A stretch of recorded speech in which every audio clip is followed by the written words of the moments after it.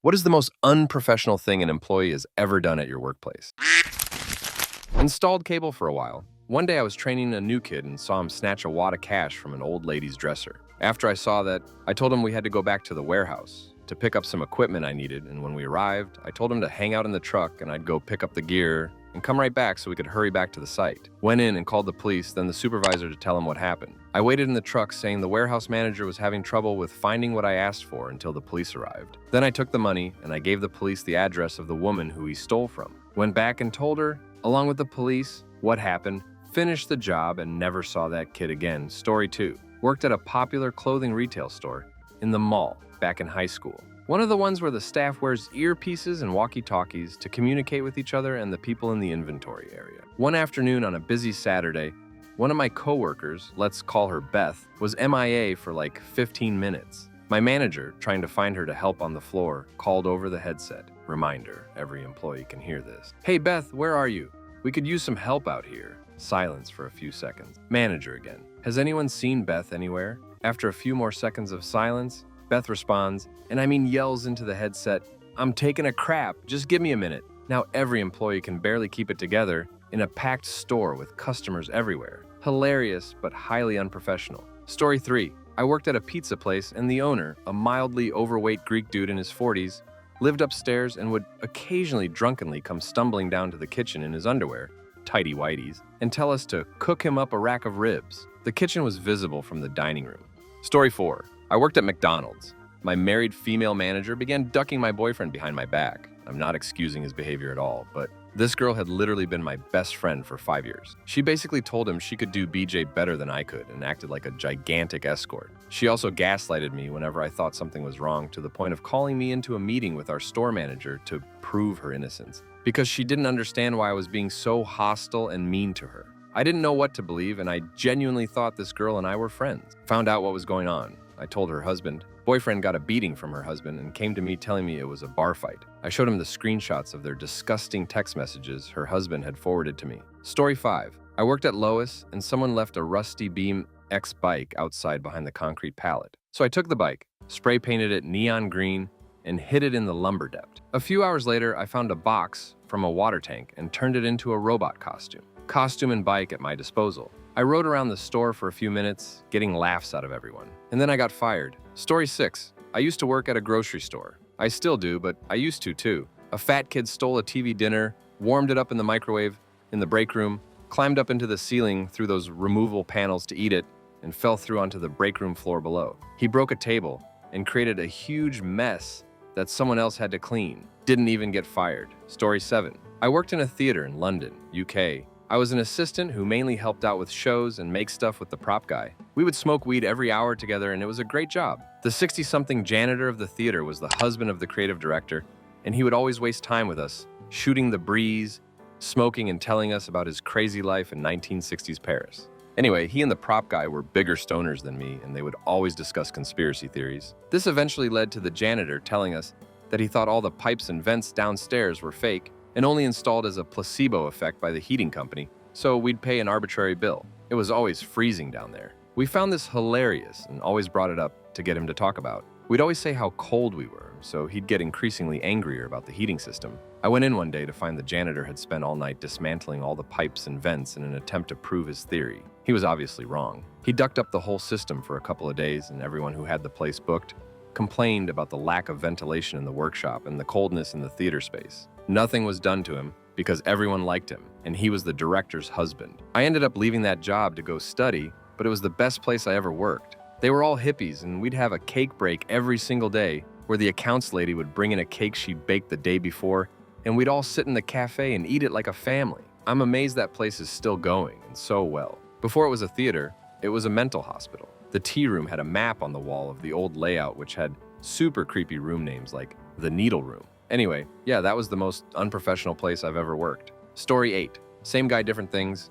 I worked in a nursing home with him, usually with only us two on the floor. First offense was he hadn't checked a certain resident since his first round, so around 11. It was 3 a.m. when the nurse asked me to change his person. I'm always helpful and of course agreed and went right to her. Her entire sheet, blankets, pillowcase, and PJs were soaked. So soaked that her sheet was dripping pee onto the floor. I was also orienteering a new lady. I felt bad she had to see this, but it was an example what not to do. So while changing her entire bed, he came back and took over. I ended up lecturing him on taking care of his people. Clearly, he doesn't learn. Another time I had to help him with a very combative resident who literally left me with burns on my wrists. I turned around to see if he needed anything else. Well, as I turned around, I thought he went to fix his pillow or put his alarm on his pillow. Nope. He whacked him on the head. I couldn't believe what the duck I was seeing. I've never seen anyone hit a patient. Even thought I've known a scene who's gotten fired for abuse. Anyway, I yelled at him, and he just smirked at me. I couldn't ducking believe it. Who the duck does that? I ended up telling the supervisor like you're supposed to, and he gave him a warning, right as I was coming back from lunch. I still had to work 4 more hours with him, and later he ended up needing my help with the resident he just hit. I, of course, helped, and he approached me about it.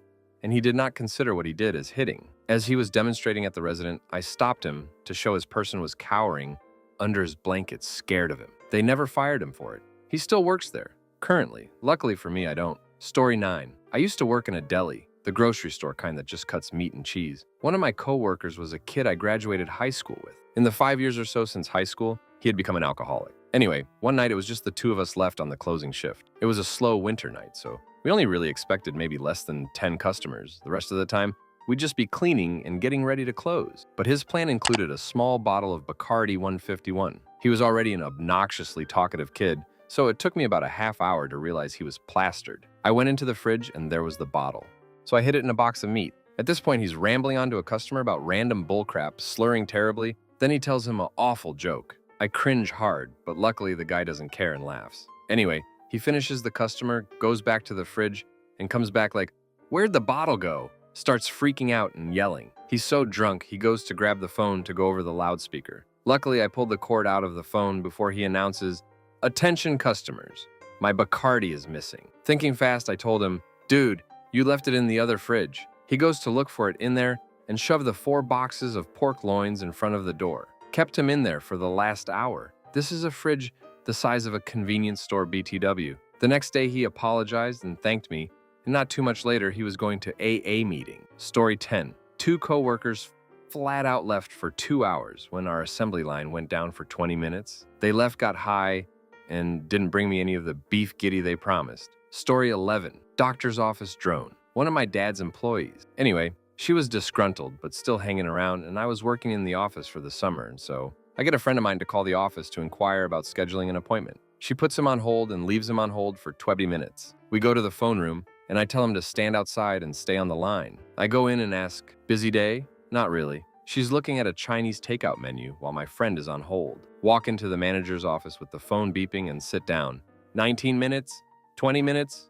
21. He figures out what's going on and reprimands her. It gets better. Got a letter at home claiming that my dad was sleeping with another doctor in the practice. Horse crap, just to harass. It's to my mother, typed unsigned, no return address. But the address is handwritten in big block letters, all caps like a person who's only partially literate would do. We suspect it's from a trouble employee, rule out about half the staff, and pull 20 job applications from active employees as well as those of recently fired ones to compare handwriting. Phone drone hag is a match. We sent it to a handwriting analyst just to be sure, and we were right. She got fired shortly after. It turns out she had looked through patient information to get our home address. Multiple torts, multiple crimes. After she was fired, she made a complaint to the State Unemployment Commission for wrongful termination. We sent them a copy of the letter and the analyst's report. This isn't even the most unprofessional of my former coworkers, just the most personally offensive. If you think that's bad, I have a couple of lawyer and doctor stories for you too, if anybody asks. Story 12.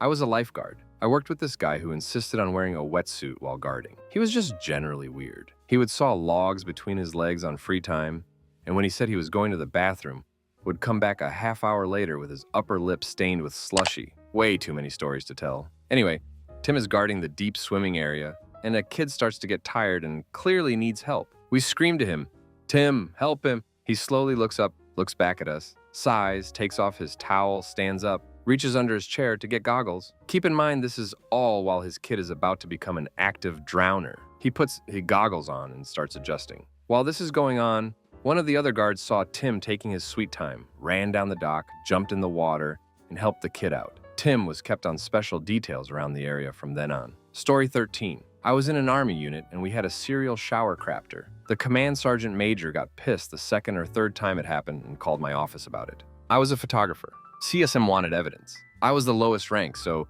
guess who got to go and shoot the crap? I walk in the locker room, and the janitors are standing there waiting. I'm a 20-year-old E4, and all I heard was that the CSM, highest enlisted member of my unit of about 1,000 people, wanted these pics. And I don't want to disappoint him, so I start going all CSI on this turd. I'm getting high angles, bird's eye views. I put the camera on the ground and take a couple shots. The janitors, bored and annoyed, say, "Are you done?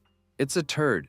It's not a supermodel. Can we clean it up now?" I sheepishly nod, shuffle out, and email the evidence to the CSM. Story 14. One night while working at a call center, the phone system went out. The nationwide phone system. Since none of the reps could take calls within 5 minutes, it was like the Lord of the Flies at the center, with reps running all over the place, hooting and hollering for 2 hours. These coworkers, who up till then I'd only seen quiet and wore down from taking horrific calls all day, turned into animals once they knew they were free. This lasted until our shift ended at 1 a.m. and wasn't fixed till nearly noon the next day. How they kept that from hitting the papers, I'll never know. This was a major telecommunication company. Story 15. Used to work at a fast food joint. Some of the highlights I can remember include several members of the kitchen staff stripping off to surprise the manager. One manager coming in 3 hours late. When she finally did show, she disappeared again until I found her passed out on the floor of the staff room. She was pretty wasted. One of the kitchen staff pulling a knife and threatening to hit another kitchen hand. Story 16. I worked at a super high-end butcher shop, and wow, some ducked-up things went on. The head butcher used to cut the bottoms out of cups, cover the bottom with his hand, fart into the cup, and then blow it at our faces when we weren't expecting it. It was awful because it would shoot farts into your mouth. He also said some really ducked-up stuff.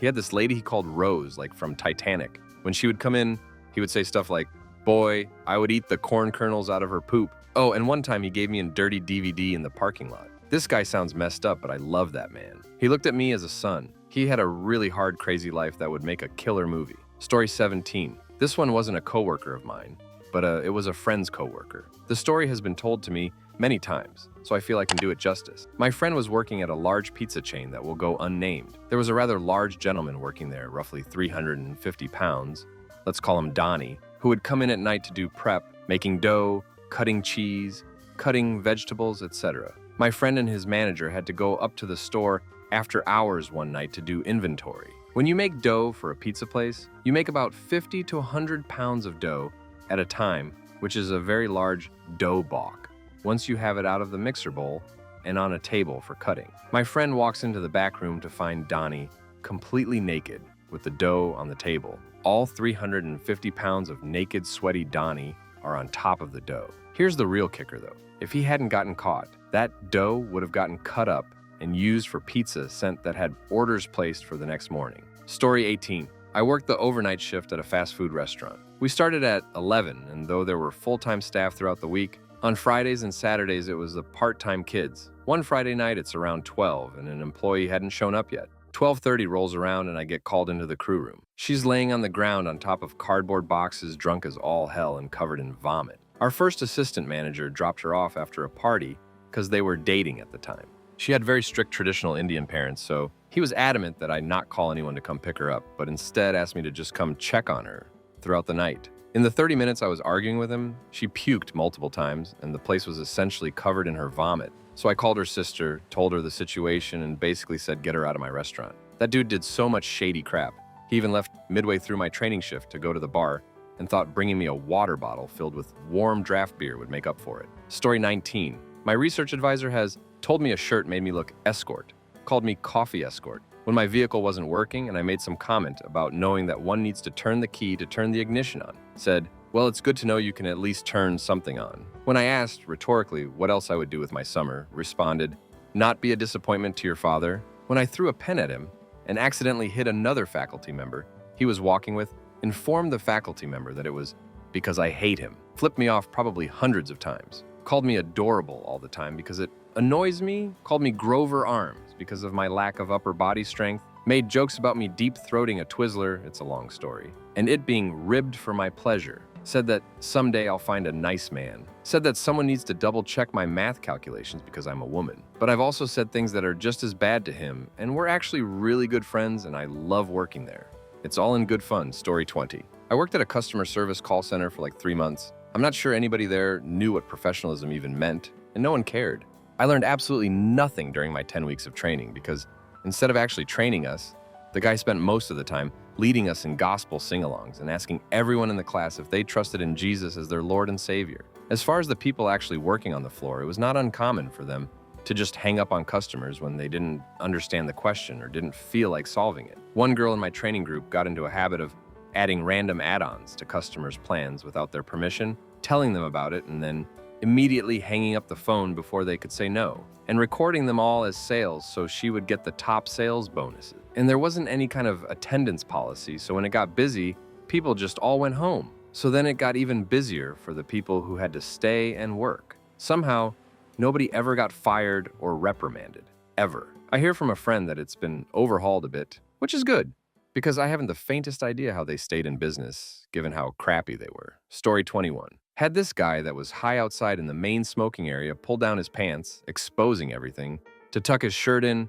He was in front of 4 or 5 women who looked shocked, disgusted. He paused and said, "What? We're all adults here," and then chuckled. Keep in mind his junk was still out. Story 22. Some higher up in an office across the country opened adult film and infected our whole server system. We had to keep our computers off for the rest of the day. When we were able to turn them back on, half our documents had vanished. It was like we were turning on our computers 18 months ago. It told us to consider them gone forever. I was sick to my stomach. This was hundreds of letters, arguments, research, but thankfully they were recovered eventually. I was the one who noticed it and basically yelped out the discovery to my colleagues in a weird, shaky voice. The company had to set up new servers and virus control after that. I don't think the person was fired either. Story 23. I shared an office with a coworker, pretty big office that doubled as a meeting room. One day, we were both out of the office and I see our immediate boss walk by. He must have not seen me because 2 seconds later, I walk in and sit down. Then he comes back around the corner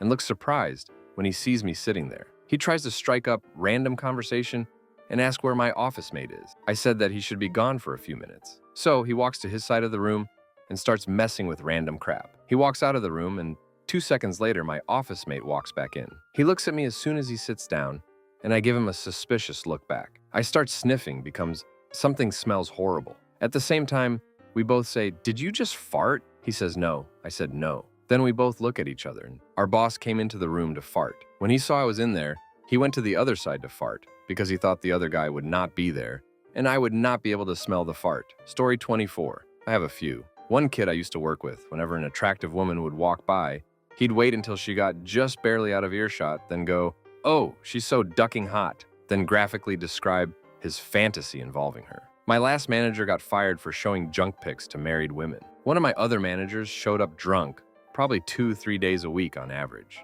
When he was drunk, he would often stop working and eat a bunch of shrimp and crab cakes. He would also change the expiration dates on pretty much everything, even stuff that was in no danger of going out of date. That's what he eventually got fired for. Another kid thought that the no texting on the job rule shouldn't apply to him because his mom was dead.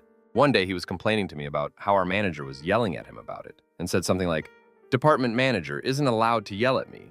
Only store manager is. And he can fire me if he wants. I'll just get the union to get my job back. And if they don't, I'll just go on unemployment for the rest of my life." Story 25. I used to work at one of the top pizza chains some years ago. We had one employee who had a don't care attitude. He did his job, but sometimes he would do odd things. The worst was picking up the phone and told a potential customer, pizza chain named Duck You, then hung up the phone and continued working like nothing happened. Story 26. I was bartending at a crafty TGI Fridays in a college town while I finished school. The store manager was a woman who was married to a surgeon and had a son, high school. He worked there as a busboy. She was cool until, for whatever reason, she and her husband decided to divorce. Quickly, she morphed from a decent human being to an emotionally abusive galactic Karen. Women in her gun sights could do nothing right. Of course, one could reasonably ascertain that a source of her angst was probably that her not-yet ex would come in every weekend with a buxom blonde on his arm and treat them both to dinner using her discount card, sometimes while she was working. She eventually decided that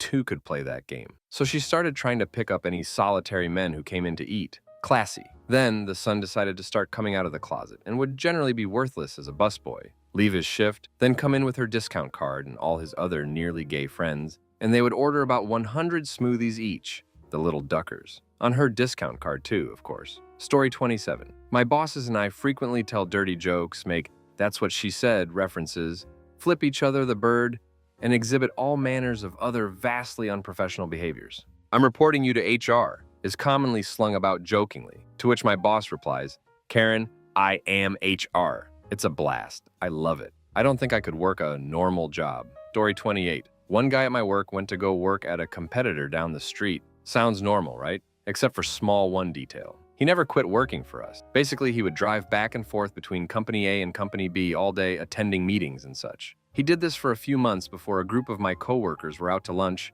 talking about something and his name came up. This is what happened. Well, a group of coworkers from Company B were there and overheard the guy's name and came over and said, "Oh, hey, you know this guy too? Yeah, he works for us over at Company A. Wait, that's weird. He works for us over at Company B."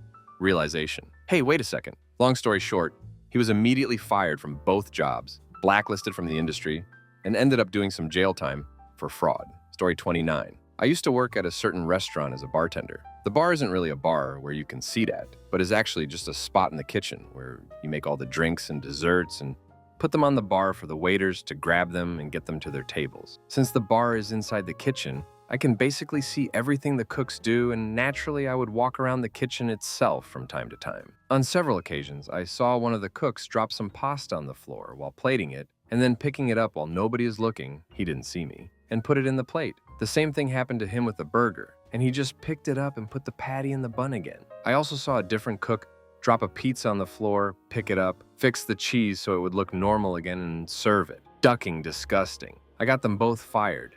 Story 30. I work at a daycare, and after work on a Friday night, my buddies and I went and cooked pot brownies in the kitchen because we didn't want our place to smell like crap. Story 31. Not sure if it's unprofessional or just stupid, but someone at my call center once forgot to put water in his cup of noodles and then decided to leave the break room while they were cooking. To make a long story short, the cup melted into an abstract art piece. The noodles turned black and may have ignited, depending on who you believe, and smoke came out of the microwave. The smell traveled, and it lingered. And for the rest of the night, the telemarketing section had to sit with the card activation team on the other end of the call floor. Story 32. Not me, but my father works for the Postal Service as a letter carrier. Anyway, he's being inspected on his route, and for some reason or another, he's asked to assist another carrier on their route. So they drive 15 or so minutes out, and they see the other carrier taking his time walking, and when they go to greet him, this guy is literally eating a fried chicken leg while walking around. My dad said the dude would stop at a box, put the piece of chicken in his front pocket, and then toss mail into the boxes. According to my dad, the inspector watched the guy for a good 5 minutes, mouth open in complete awe, before asking him what the hell he was doing. The guy said something along the lines of the route being too long and he was multitasking. Story 33. The owner of a daycare I used to work at would have favorite kids that she would pull out and feed pretzels to. She'd make fun of the various parents. She would refuse to give medication to children who needed it. I had a few kids that needed nebulizer treatments, and I would call her office for her to take them and give the medicine, and she would check to see if the parents said at 1200 or as needed. When they wrote as needed, she would not give the medicine, no matter how bad their breathing was. I have asthma. I'm a pretty good judgment of labored breathing. I knew these kids needed it. I was not allowed to give the medicine or leave my classroom out of ratio, so I couldn't do anything about it. I started telling the parents to write down a time, and I would just not call the office if their breathing was fine. Story 34. Before I started working there, a previous manager had some sort of dodgy crap going on. She faked having breast cancer and faked car accidents and had some guy she met online who used to send her cash and sex toys at work. He also used to call her at work, and she'd have hour-long conversations with him in the storeroom with the door locked. She got transferred to another store, but still works in the company. She left an enormous sex toy and a mailer in the storeroom when she left. She recently pulled some more crap where she told upper management that her teenage child had some sort of severe illness which required all sorts of special treatment for the woman herself. Turned out she couldn't provide any verifiable paperwork to support what she was saying, so she didn't get the special treatment. We all fully believe she's completely full of crap about that as well. Story 35. I used to work for an organization that provided psychosocial support for people diagnosed with HIV or AIDS. These were people who were suffering physically because they didn't have the capacity to look after themselves properly. They often couldn't hold a job, were socially isolated, most have mental health issues as well, and are just really, really vulnerable people. One of our workers was let go because he was spending most of his time out in the field with one of our most vulnerable clients by manipulating him to buy him alcohol, share his prescribed pain meds, and have unprotected sex with him. It was a gross manipulation of his position, and just utterly despicable. After the worker was let go, he couldn't afford his rent, so he moved in with the client. What always stuck with me was how totally nice and normal my coworker appeared to me. I was totally blown away when the allegations were confirmed. Story 36. Former manager was not afraid to be hot at work, would constantly love to have her butt in the air and bend over for the men in the kitchen. It was obvious they were not amused at a certain point. She's now a GM at another restaurant. My classmate works at the place. She was a good person in general. I just didn't like how she acted in a workplace setting. Story 37. My current boss can be rather unprofessional. Here are a few of his best. 1. When his girlfriend worked with us, she was working in one section with another bloke. He moved her elsewhere, and this kid kicked off hard. He casually turned to the kid and said, "When you start do BJ, I'll move you too." 2. Literally last week, he went up to this employee who has a weird haircut, shaved back and sides, but about 2 inches long on top, slicked to the side, and said, "Dan, what are you gonna do when people stop considering your haircut to be cool and start thinking you're part of the Hitler Youth?" Story 38. I had a job when I was in high school at a lumber yard, smoked almost every day I worked there, used substances numerous times on the yard, sometimes kept beer in the Gatorade cooler, used forklifts as toys, routinely jumped 15 plus feet onto piles of soft bagged fiberglass insulation, destroyed things on purpose, occasionally gave product away for free, talked crap to customers, trained other employees the same way. Still, I was the best employee they ever had. Story 39. Well, I had sex at my work, and I'm pretty sure I'm the only one who ever had the balls to do it. It was pretty unprofessional, but I don't regret it. I mean, the only one at my workplace that had the balls to do it. Story 40. At a call center with 800 people taking calls and an incredibly strict clean desk and no cell phone or electronics at your desk policy, saw a kid straight playing his PSP at his desk and then taking CK out the PSP case and snorting it at his desk furtively. Saw another dude who had his Bluetooth hidden under his headset and would arrange substances deals from his desk while taking calls. He would place the customer on hold and answer his Bluetooth, and no one was the wiser. Same place, a guy got fired for dropping a sack of substances on a member of Central Leadership's foot as he was being questioned about smelling like he had just smoked. Story 41. I run a small motel with my mom, and we had to fire a J1 student towards the end of the summer. When she came in for her last check, she asked about her tips for the last month. I didn't give her a cut of the pooled tips because she had been fired. She was a housekeeper and the position was paid above minimum wage, and tips were not guaranteed. I should note that she had been stealing tips for the majority of the summer. Although I could never prove it, she was the only employee who never brought tips to the front office. Anyways, she called my mom, the main boss, a fat idiot in front of other employees. She was easily the most unprofessional employee we've had in the 20 years we've been running our business. Story 42. I used to work in tech support. On the graveyard shift, there used to be only a couple of guys, sometimes even one guy. My coworkers would go to the bar downstairs during their meal break and slam down some shots. Another guy went downstairs and smoked. The best one. We used to work with this huge guy, and he swore that he once did his solo night shift completely naked. Story 43. A guy I worked with, let's call him Tim, once signed his time card, as if he worked every day for 3 months. Somehow, every week his boss would just sign it and never bothered to really look. Dude bought a huge SUV and a boat. I think his boss's boss or someone doing an audit found out first. One night, Tim's at work and his boss called him into his office frantic to confront him. I don't remember the exact details, but he's allowed to back to work, but he just left the building and went home. Last I knew, they never pressed charges, and Tim's boss was employed here until earlier this year,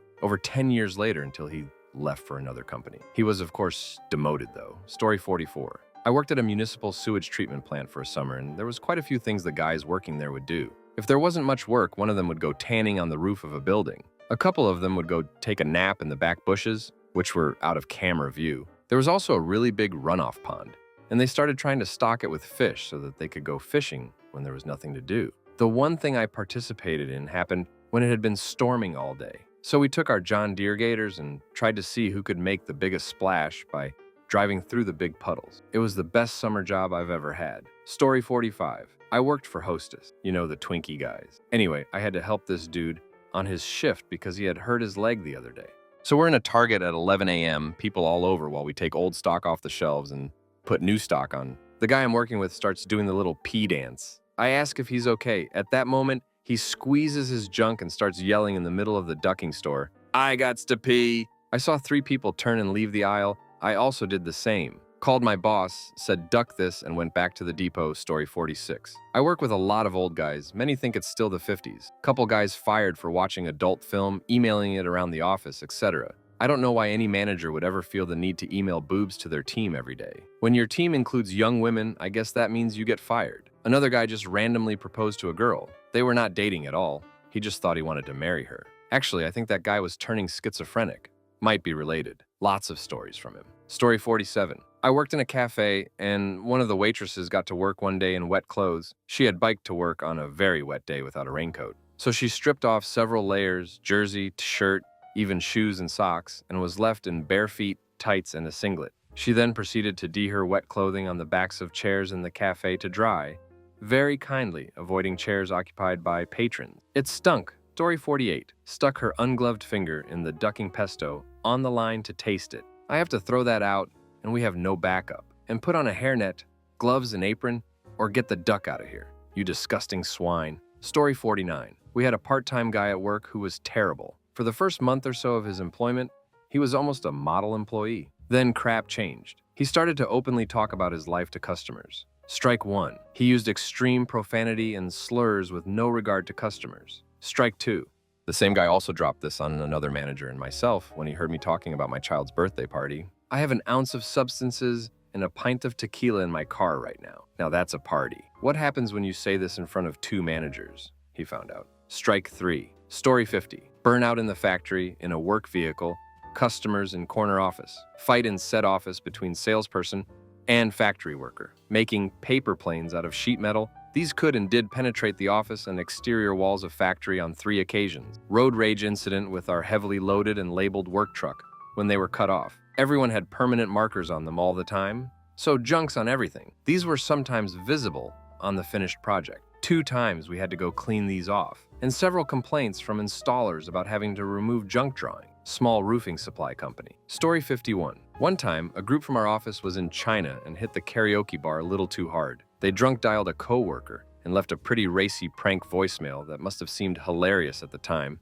to drunks anyway, insinuating a party just short of worthy. The recipient thought it was hilarious and forwarded it around, so we got a twofer of idiocy. Wives, husbands, managers, and accounting were all ready for them when they got back. Story 52. At one of my old restaurant jobs, we had this guy named Magic who worked in the kitchen. Magic was a very well-hidden alcoholic. He would take what we called magic smoke breaks. He didn't smoke. These breaks consisted of him going into the back hallway and chugging a couple of airplane bottles of Rumple, mints, I can't remember how to spell it, and then tossing the empties into a hole in the drywall. Fast forward a few years, and the place shut down and was heavily renovated, demolished. I still chuckle when I think of the guy who busted open that wall and was greeted with an avalanche of Rumple bottles. Story 53. This guy was there for about 10 years before the incident, had a no-strings-attached relationship with the niece of the CEO of the company. Also, the company has never had more than 60 employees at once, back to the story. So he knocked up this girl. He didn't want a relationship or to take care of the child, and it was a big deal. And people are still confused on how this guy still works there, and probably will be management. Story 54. A couple years ago, there were some extreme scheduling cuts for part-time staff at my work. Some staff went from working 40 hours a week to around 10, and many were pretty pissed off and desperate to make ends meet. One of them made a video of himself performing acts so he could make money on the internet. He's a nice enough kid, and I've refused to watch it. That's not the unprofessional thing. The unprofessional thing was when another employee used AirPlay in the break room to play the video from his phone in front of a bunch of other staff. He was fired pretty damn fast. Story 55. Receptionist here. We have a massage therapist that doesn't know what a filter is. I've heard her talking to clients about all the gross guys that try to pick her up. They don't. Because of her great big boobs. They aren't that big. Also heard her tell a client about other clients that had tipped her $5,100. And once one of her regulars started seeing a different therapist, and she cornered him in the front room while he was paying to remind him about her schedule and jokingly say that he must not like her anymore. Grossly unprofessional. Story 56. I work at Hooters. Recently, one of the girls who was recently promoted to management came under fire. One of the fellow managers just found out that she had been going home with customers frequently. One time, she left with a male customer. The next ducking day, he comes back into the restaurant to give her back her stilettos. The incident that got her caught was being seen leaving with an entire table of British Army guys and taking the new girl with her. It was her first shift. Story 57. Cops were out at a restaurant next door to McDonald's in my town on something completely unrelated. As they're out there, they catch a scent of substances wafting over. Turns out it was a MCD's employee toking it up on his smoke break, in plain view of the police next door. As the officer is writing up the citation for him, the manager walks over and fires him on the spot. After the manager leaves, the officer asks the ex-employee how many people are high while at work there on a given day. His reply, like everyone. Story 58. 15 years working in hotels, not much I haven't seen. 2 bundles of $20 notes left on a counter by a staff member and walked off with by a patron. So $4,000 straight up missing. Didn't get fired, boss's bit on the side. The waitress who ate off of patrons' plates whilst taking the plates back to kitchen. Her nickname was the Seagull,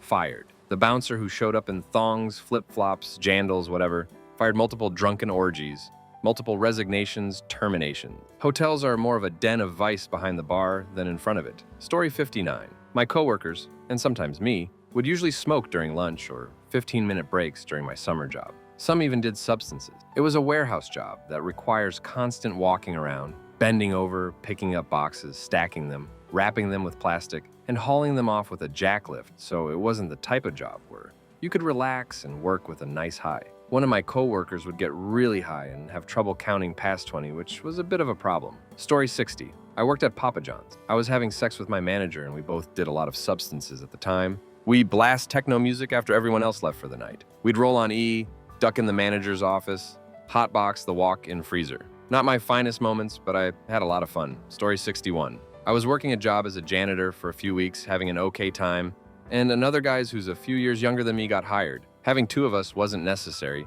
and he only got hired because he knew someone. While I was there, hosing something down. He came and offered to do it because he wanted to justify being there. I said no, I'm okay. He was more firm about it.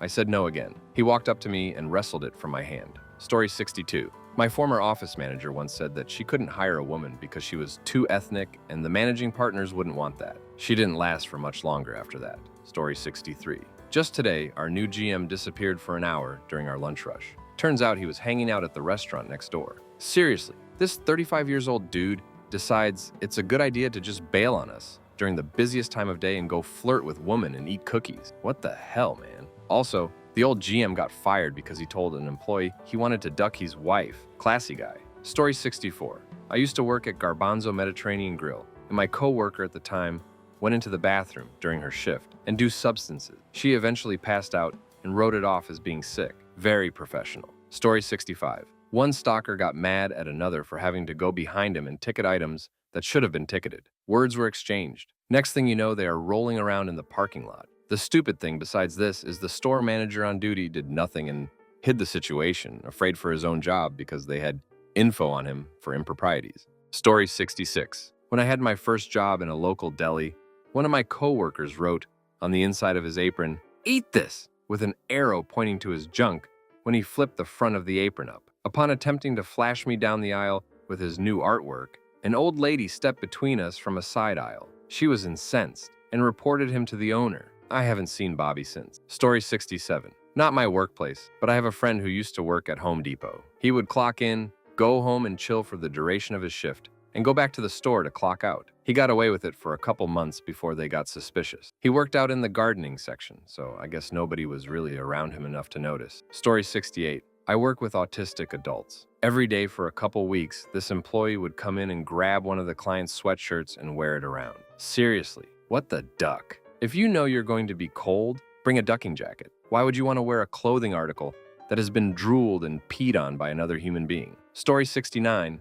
New hire at company. Never had really worked for a professional company. We all got flown over to the UK headquarters for a meeting. This idiot goes through the internal company directory, finds the prettiest female on the company books, and then brazenly and aggressively hits on her via email prior to flying out. He never made it to the UK. Turns out, the company had just fired a guy in the UK for harassing the same woman. Story 70. Guy showed up drunk, carrying a bottle of cranberry and vodka, and continued to drink after getting to work. Bragged about it to coworkers, offered some to one of them. I found out and got to fire him on the spot. My first time firing someone? I should mention I manage a car valet service, meaning the drunk guy's job was driving and parking our customers' cars. Literally drinking and driving on the clock. A+ human that guy was. Story 71. Back in my help desk days, we had an employee that had always been a bit strange. One day he was scheduled to work a closing shift, until midnight, and for extra cash, he had taken a shift to open the next morning for someone who had to be out of town. Instead of going home, he had built a creepy nest in the training room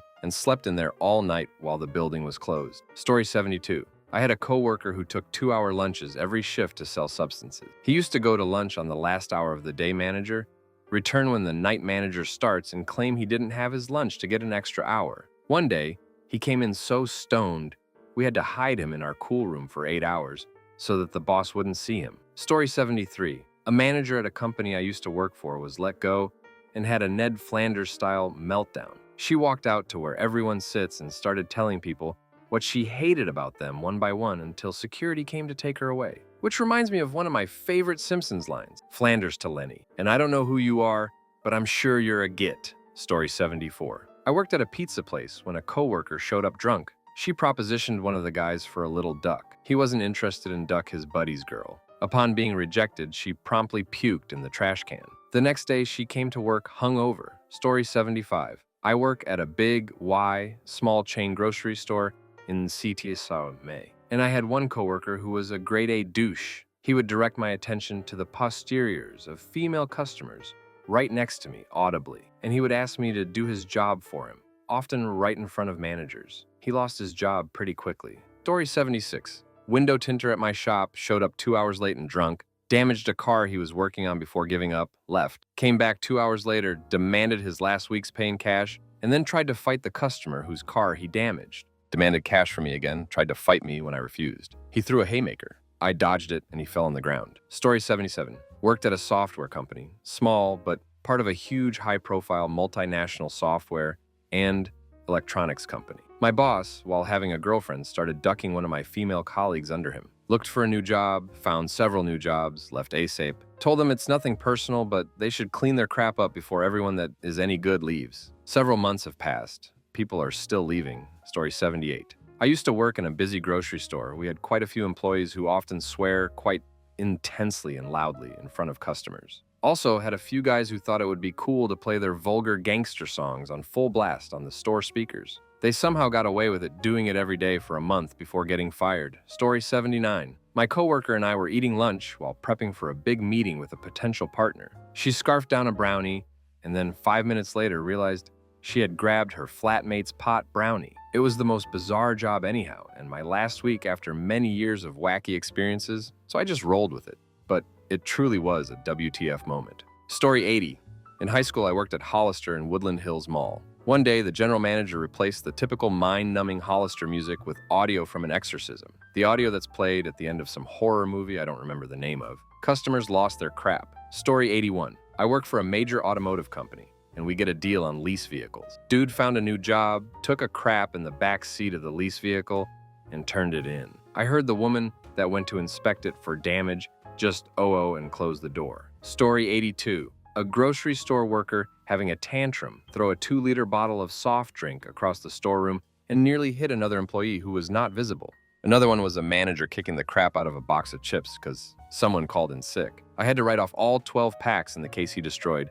Such a waste. Story 83. She is a cashier. When asking customers in her line for their postal code information so that we can make sure they're reviving our weekly flyers, when customers would say no to this, she would persist. This woman persisted to know random customers' zip code info. She bickered with them and let them leave angry. It was very cringeworthy. Story 84. To celebrate being made a manager, one of my employees slept with a woman he was now the supervisor of, on the sofa in the office. He was the first employee we had made a manager, and on day one, he exposes us to a harassment lawsuit. One of the reasons we don't have employees anymore. Story 85. Well, I saw a fellow employee during my time at Jack in the Box who encountered an a-hole customer and went into the back, stuck a tortilla in the back of his pants, wiped his chocolate starfish with it, assembled the burrito with said tortilla, and served it to the said customer. So that was pretty unprofessional. Story 86. One of my coworkers a few years back was joking with one of the assistant managers that was on his day off that came to work for some paperwork. My coworkers randomly tackles him and full-on teabags him. At that exact moment, my boss walked through the door. I've never known anger like that before. Story 87. I had a boss who was incredibly OCD with reports, to the point where grammatical perfection was unattainable. I decided after weeks of having basically every report rejected for the most minor errors that I would slip a character with an accent like E into them. The more subtle, the better. Never heard from the boss again. Story 88. Someone stole $8 cash from their concession stand. Left work to buy Coke. Came back to work property to do the substances. Yeah, that plan didn't work out too well. Story 89. A funny one. When I was in HS, I worked at a Wendy's. One night, a buddy is having his and HS graduation party. When I get there, he's got a ton of these square burgers and chicken breasts. Him and another coworker graduate had stolen a case of burgers and a few cases of chicken. Story 90. I worked at a pizza place in high school. One day, a group of kids came in and ordered a pepperoni pizza with cups for water. Immediately after they received their cups, they went to fill up with soda. My coworker noticed this and reacted by putting hair under a few their pepperoni. Story 91. Last week, during a meeting to introduce a new team member, our director, apropos of nothing, shared a story about how a friend of a friend ended his life recently, and then explained how he killed himself. This was about 10 minutes after saying to the entire team, "Don't scare the new team member off." Story 92. Used to work at a Panera Bread. One of the managers would always walk through the narrow production line, accidentally, brushing all the girls' asses on his way through. Wasn't long before they transferred him to the local hood. Story 93. Worked in a book warehouse. One morning we had a briefing where we were told some human excrement had been found down one of the aisles. Pretty much everyone struggled not to laugh until they cried. Basically, a supposedly competent adult member of staff had simply crap on the floor. Story 94. A coworker parked their car right in front of the store in the customer parking area where employees were not allowed to park. They then proceeded to lock the car, shoot some heroin in the front seat, and pass out with all their gear on their lap. Story 95. I was told that my direct supervisor's bare footprints and the bare footprints of a lady friend of his were found all over the office one morning after he had used his security code to get in there late at night. I think the implications are obvious enough. Story 96. My coworker proceeded to tell another coworker all about her weekend escapades, which ended in her losing her voice because she do BJ too much. This was all in front of a guy waiting for her to make him a milkshake. Story 97. I pretty much just got told by one of the guests staying at the hotel I work at that one of the receptionists, she does lots of odd jobs, told her to shut the duck up. This worker seems to do a lot of stupid things. Story 98. In the cafeteria at work, sometimes we have wings charged by weight. Well, one guy was tired of paying for bones, so he ripped the meat off the wings with his hands and chucked the bones back into the wing dish. He was sacked shortly after Story 99. Our expo guy, dude who cuts pizza and basically works at the exit of the oven, keeps trying to shove things up people's, Story 100. It was funny, but pretty unprofessional. One of our delivery guys once delivered to a very drunken party and joined in by taking a shot and eating a slice of pizza as they took photos. They loved it, but probably wasn't the smartest move. Story 101. My boss, a legal partner on 200K, referred to me by an offensive slur for the entire 18 months I worked for him. Story 102. Heard a story about a guy who got drunk, locked himself in a broadcast studio, and kept yelling pirate radio over the air. Apparently, this was allowed to go on for a couple of hours. Story 103. A guy in my old office who was in charge of facility maintenance constructed a full apartment within the voids of the building. He had a shower and bedroom and had a girlfriend living there. After it was discovered, he was fired. Story 104. Coworker complained to our boss, then his boss, then his boss about me. Specifically that his face makes me lose all will to work. I was fired because my face made her unwilling to work. So unprofessionalism all over the ducking place. Story 105. Stuck near a vendor at the flea market who represents a lawyer. Now it's hot outside, so you can't wear professional clothes, but you can act professional. Instead, it cleavage-bearing anything and woe is me stories all day long. Story 106. I had a work boyfriend when I worked at a movie theater in high school, and we would duck in the break room. The other employees totally knew, and for some reason, the door was lockable. Story 107. Guy arrived at workplace 2 hours earlier, powered off whole rack of servers because there was no other outlet to charge his phone. He didn't realize it. Someone else found out after 2 hours and a half. Story 108. I worked for UPS over the fall and winter last year. Our forklift drivers made a hidey hole up on the tall pallet shelves behind some pallets and would climb up there and nap between trucks. What is the craziest thing that has happened in your workplace? Story 1. Definitely the watermelon guy. When I was 15, I worked at a small local supermarket. My till was located so I could see through the entire supermarket, down to my boss's office. People would enter and go through my line of sight, down through the fruit section. Right before the fruit section was a broken till, which was no longer in use. Behind that till was the strong alcohol. You had to go through a door with the sign employees only and a stop sign beneath it in order to get to the alcohol. So one day, whilst I was ringing up the last costumer in the line, a local drunk came in. We had several local drunks in the area, and most of them were really nice and well-behaved when coming into the store. However, this particular drunk man was known for his adultery and horrible behavior. He didn't really come in as often as the others, thankfully, but he always stirred up some drama when he did. This day, he came in with a Thai woman and what looked like her daughter, a very petite female, probably in her mid-20s. They had a huge language barrier, which he overcame with grunting at her and pointing. She went behind the broken till, beyond the door with the stop sign and employees only, and got several bottles of very strong alcohol before I could get to her. She put them in their shopping cart, and I let it slide because I couldn't communicate with her, and my boss wasn't in that day. He started pointing further down the store, but suddenly looked in the shopping cart and started yelling, "This is the wrong bottle, you incompetent skank. Kareens like you ruined my life," and so forth. He threw all the horrible words at her that he knew, and she understood from his tone that what she'd done was bad, but the words was lost on her. He decides that it wasn't enough to yell at her, and starts picking up oranges, apples, and the like, and throws it at her. She catches some, but gets hit by some too, and the daughter tries to jump in and take the hit. It kind of failed because she was very petite. Well, this man was not satisfied with the tiny fruits and stomped across the fruit section to get a watermelon. He throws it at her and hits her in her stomach. She falls to the ground, the daughter screams, and he laughs. This happened in the span of 30 seconds. Now, you might be thinking why I didn't do anything about it. Well, I would have, but I was an under 18 employee, and there was special rules for me. I was not allowed to interfere with violent costumers, as it would fall on my employer to pay if I got hurt. Also, I wasn't allowed to leave my till if there was potential costumers, which meant that if I could see anyone in the store at all, I couldn't leave. Even though my boss wasn't there was a nifty little camera which filmed all of my actions. We knew people had been fired for less before, and I needed the job. Also, I was terrified of the man. Well, luckily for me, one of the area managers saw the whole thing and dragged him out of the fruit section. This was their conversation. Her, the area manager. "What the hell did you just do?" Him, laughing. "Relax, it was just a joke." Her, "I fail to see the funny in this. She could be really hurt." Him, "She's not hurt. She's come back from worse." Her, "Are you telling me you've hit her?" Him, "I'm not admitting to crap. Give me the right bottles so I can get out of this store." Her, "No, I'm banning you from purchasing alcohol here." Him, "You can't do that. I want to see the boss." Her, "He's not in now. Get out." Turns to the woman. "If you don't want to go home with him, I can call the police for you." The woman didn't understand anything and just kind of sat on the ground. Him, "Don't you talk that crap to her. Just give me my damn alcohol." Her, "I'll call the boss, and then he'll tell you to get out.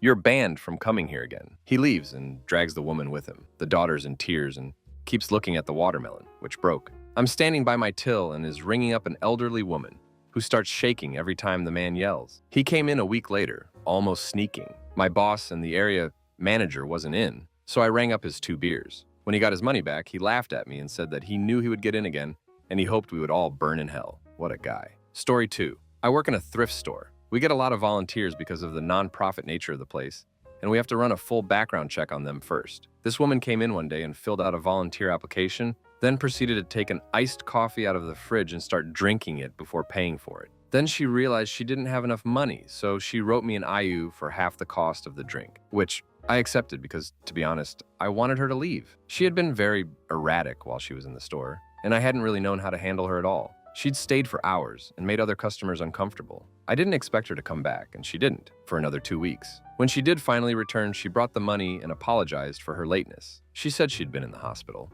but was also kind of drunk. She stayed for 4 hours. During that time, the community service guys from the jail had to find me to chase her out of the back storeroom 3 times. At one point, she was playing with a lighter near some gas cans in the back, and I got her to give me the lighter, thank goodness. I had to chase her away from customers. She kept telling them she was an employee, and she admitted to having been thrown out of a nearby store right before coming to ours. Then she left to go to an electronics store nearby before returning about an hour later and telling me that those gits across the street had threatened to call the police if she didn't leave. We closed not long after that, and since I was going with the let's not give her any reason to get any angrier than I've already seen her, I, a mid-20s female, was running the store alone at the time with, again, no one with me but the guys from the jail, who weren't touching the situation with a 10-foot pole. The last thing they wanted was a reason to have their privileges taken away, or worse. And I certainly didn't want to create a situation where they'd feel obliged to step in. Anyway, not long after I got her to leave, one of the ComServe guys found me and told me that she'd gone around to the donation drop-off point We're not Goodwill, by the way, and was playing with a box cutter and some twine she'd found. So I went in the back and got her to give it all back. She took another 10 minutes to leave. Then we locked the place up and got out of there. This was Saturday. That next Wednesday, when I came back into work, my boss showed me an article in the paper about a woman who'd been arrested for trying to set her sister's house on fire. I'd already told her about this lady, so we were all debating whether or not it was her. The article didn't name names, but she was the right age, and her volunteer application matched several other indicators. Sure enough, another article came out a few weeks later, and it went into a lot more detail. Apparently, she'd gone home after we finally kicked her out, set her bed sheets on fire, and threw them out at her bedroom window, where she was staying with her sister. Then she spilled gasoline all over the floor of the garage and got on her bike and rode around the neighborhood. This is a pretty small rural community, shouting that there was going to be an explosion. The cops were called and a low-speed chase ensued, according to the paper. They finally caught up with her in a stranger's backyard, and she ended up punching a policeman and setting her own hair on fire before they subdued her. She was charged with assaulting a police officer, attempted arson, among other things, and has since been institutionalized. So basically, I'm really glad I didn't piss her off and end up getting our business burned to the ground. Story 3. At my last job, in a public library, I got a call from one of the other staff members about a call that was possibly a reference question, possibly a prank call. I told them to go ahead and transfer the call to reference, but to give me a second to phone ahead and give them heads up. I did so, was thanked by the reference librarian, and went about my business. I made it a point to glance over at the phone occasionally to see if the line was still in use, and it was for about 15 minutes. As soon as the line blinked off, my phone rang. It was the reference librarian demanding, and I quote, "What the flipping damn was that?" Turns out the call was from a teenager who had inserted a bottle up his ass and needed information about how to get it out, and quick because his mom was going to be home soon. The librarian encouraged him to go to the doctor and then spent the rest of the phone call trying to convince him that she was not in fact qualified to provide advice on such matters over the phone or at all, not being a medical professional. She seemed convinced the kid was 100% serious. We never figured out if it was a prank or not, but I sincerely hope for that kid's sake that it was. Of all the people I've told that story to, only one person had the presence of mind to ask the really important question: plastic or glass? Story 4. About a decade ago, I was a 20-year-old girl working the night shift at the reception of a fancy 5-stars hotel and also showing a new receptionist, also a girl, the ropes for her first night shift. In the middle of the night, maybe 3 a.m., a huge foreign tourist came into the lobby. I'd say he was about 190 meters tall and maybe 150 kg in body weight. He was crap-faced drunk, or maybe on substances, and demanded to have the bar open for him, which I kindly explained to him was impossible at that hour of the night. At that point, he lost it completely, started trashing everything around, throwing furniture at us, and screamed stuff I couldn't understand. The security guy, only one in the night shift sadly, came in and tried to stop him, but got badly beaten up by this guy and was seriously hurt. I called the police and they were on their way. It took them way too long, and in that time, the entire hotel's lobby was ruined and trashed. The security guy was unconscious, and the trainee and myself were hiding in an office while the tourist was still raging outside. After about 25 minutes, the police arrived, arrested the guy, and it was over. The best part? When the hotel GM came in the morning, the first question he asked us wasn't if we are okay or whatnot. He asked us if the tourist had a credit card info and file. FML. Story 5. I used to work at a shoe store about 3 years ago. One time, we had maybe 15 minutes left in the workday, and I had just finished setting shoes up on the markdown rack in the front display window. I walked back to the sales counter, and about 30 seconds later, a car came crashing through the window, destroying everything in its path. Turns out an elderly woman had gotten the strap of her sandal caught on the gas pedal. The irony was that she was coming to our store to buy another pair of the same brand of sandals. But that's not the craziest thing that ever happened there. A few months prior to that, a younger woman, mid-30s, came in to take a quick look at our new shoes. She left her car running with the key in the ignition, but locked it with a key fob when she stepped inside, or so she thought. I was in the back room putting merchandise away when a man who had been panhandling for change outside of the restaurant next door ran over to her car, found it unlocked, jumped in, and started to drive away. The woman screamed at the top of her lungs, signaling me to run out to the sales floor to see what was going on, and I watched her take off out the front door to chase him through the parking lot. As it turned out, the woman's 9-year-old son was asleep in the backseat of the car. She grabbed hold of the rear bumper and was dragged through the parking lot until she couldn't hold on any longer and fell off. He sped away, and eventually she was brought back into our store while my coworker called the cops. I've seen a lot of crazy crap before, but I've never seen anything like the raw emotion that woman displayed when her son was taken. She spent the next hour weeping and crying out and falling on the floor while tearing at her hair and clothes. About 10 minutes after the car drove away, We had probably 15 cops, plus firemen and paramedics, filtering in and out of the shoe store. Everyone was questioned and gave statements. After about an hour and a half, they finally got word that the car had been found abandoned somewhere downtown. The kid was still asleep in the back seat. He slept through the whole ordeal and had no idea what had happened. My guess is that the abductor saw the kid after he took off, realized he was in deep crap, and abandoned the car as quickly as possible. The woman left with the police after taking off the shoes she was trying on when this whole thing started and was finally reunited with her son. A few days later, she returned with a basket full of goodies for the store to thank everyone for taking care of her during such a strenuous ordeal, and we all rest easy knowing we'd never experience anything terrifying involving the shoe store and a car again. Story 6. Guy comes in on a Sunday afternoon absolutely crap-faced to get a sub. My coworker is serving him, and I could already tell he's going to be trouble since he's not giving any clear answers on what he wanted. Everything for meat, surprised me for veggies and sauces. I was serving a family of Russian tourists in front of him. It was going a bit slow since none of them spoke English or any of the local languages. Drunk guy got really aggressive when he heard them speaking Russian. This douche was only a 20-something, so it wasn't like he's experienced it firsthand, and most of us Finns have a story of what happened to our parents, grandparents during the wars. He started yelling at them in Finnish, threatening to hit them and then sizing up to the dad, while I was doing my best to de-escalate the situation and trying to get my coworkers to call the police. The guy was giving me the whole, "Don't you know who I am? I have a police escort" spiel. I finished serving the Russian family as quickly as possible, apologized profusely, and gave them a hefty discount, yelling at the drunk to either calm down or get the duck out. The family left quickly. Guy punched our serving station, still cursing about how Russians hit his grandfather or something. At this point, his sub is ready, so I'm screaming at him to pay and leave, or we're getting the police. He threw his money at me. I threw his change back at him and keep yelling at him to get the duck out. He finally leaves, and I went into the back room to find out that neither of my coworkers ended up calling the police. And at that point, my adrenaline is going down fast and I just start crying. At least I didn't get into trouble for cursing at a client. Customers frequently complain to me about how difficult it is to order from the immigrant workers. Boss and 2 others are Pakistani, one is Vietnamese. The ones of us that look Finnish are Fenno-Swedes, or in my case, the daughter of an immigrant.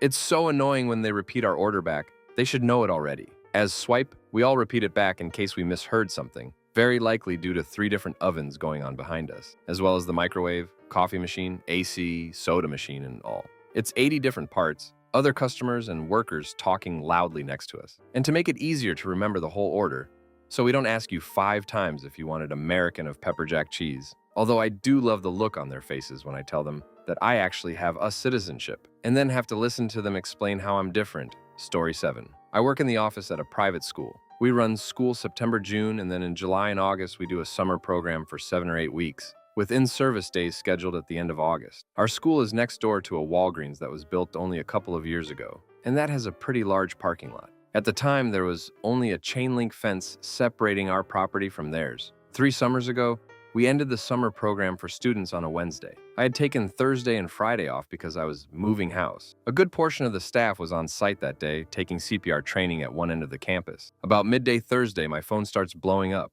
Various coworkers are texting me asking if I've heard, and where's our insurance policy kept, and do I have this phone number or that one? I call in to find out what the hell is going on. A man was over at the Walgreens. If I remember right, he was under the influence of alcohol or something. He had gotten into his car at the far side of the Walgreens parking lot and had floored it when he meant to brake. He was in a very large pickup truck. He'd gained so much momentum crossing the parking lot, he ran right over the chain link fence, crashed through an iron bar fence we had up to border our playground, sped through the playground, and bashed right into the side of our building, demolishing a bathroom. I really think something was watching out for us. He managed to do this on the first day in 8 weeks that there were no children on the premises. It was around 1 p.m. On a regular day with kids in attendance, they would have all been out on the playground for recess. He also managed to crash into the bathroom and not one of the classrooms, where he could have done more serious damage that would have delayed opening that classroom for the school year. I saw pictures of the scene when I returned to work after the weekend. The sight of tricycles under his truck made me ill. The driver also managed to get immediate medical attention because there were 2 trained paramedics on the premises teaching the CPR course to our staff members. They were there in 30 seconds. He managed to escape without major injury. I believe was later charged with DUI. It shouldn't have happened at all, but if it had to, at least it happened on the best day it could have, all things considered. I still shudder to think how different things could have been if he'd done this 1 day earlier. Story 8. This was ages ago when I was green and 19 and isn't nearly as crazy as some of these posts. But it was still very strange to me. I was working for a famous hotel chain on 7 a.m. to 3 p.m. shift in my city that isn't a tourist attraction city in a suburban location. Around 11 a.m. one morning, a sheriff's officer requested a room while in full uniform. I got a really weird, creepy feeling from him, but proceeded to check him in anyway.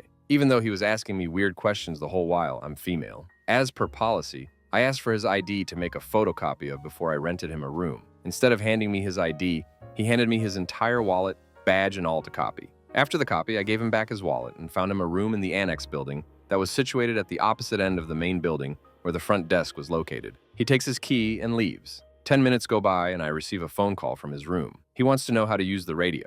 I explain it to him over the phone and he hangs up. A few minutes later, he calls back, unable to work the radio. After realizing he wouldn't be able to figure it out, I left the front desk to go to his room to show him how to work the radio.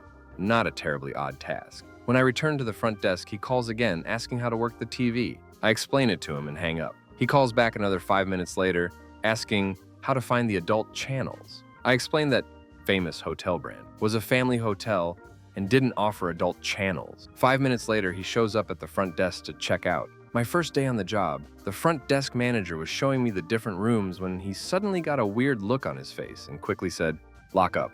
I'll meet you back downstairs." I turned out the lights and locked the room to return to the front desk. I see the FD manager with the paper under one are heading to the restrooms near the pool. When he came back 30 minutes later, the entire lower back of his suit jacket was wet. I can only assume he took his jacket off while taking a crap and let it fall into the toilet while he sat there. I only lasted at that job a month. Story 9. My coworker was talking to her fiance on the phone while doing some filing work. He heard her stapling a document and flew into a rage that she wasn't giving him her full attention. After a few minutes of arguing, she decided she was done with him and was calling off the engagement. I wound up fielding his repeated calls trying to talk to her again, while she called the venue for her wedding to cancel her booking and her son's daycare center to let them know not to allow her ex to collect him. Shortly afterwards, the ex shows up at the building and tries to kick the door in. It was just me and her in the office, and he was a big guy with some anger issues. I wound up arming myself with our massive hole puncher so I could hit him if he got in. Luckily, the police showed up and got rid of him before I had to try hit him. Fun times. Story 10. Worked in a fast food restaurant with a playground. We had the creepiest looking older man come in. Total pedo vibe. He didn't order anything, he just sat down at the playscape window and looked in at the little kids. One of the parents came to say something, and our manager asked him to leave. He started getting unruly and got physical with my manager. My manager also was a judo instructor and competitive judo fighter. Faster than anyone could see, this dude was body slammed on the ground. He started talking about assault charges and everything else, so we called the sheriff. We fed the entire sheriff's department for free, so we were on incredibly good terms with them. He came, he listened to the parents tell how he was gawking at their children. He listened as every employee could vouch that he was politely asked to leave, and he got physical first. Dude left in handcuffs for criminal trespassing. My manager got handshakes from every parent there. Total badass. Story 11. I once consulted for a company where the IT guy they fired went ape crap on the place after leaving.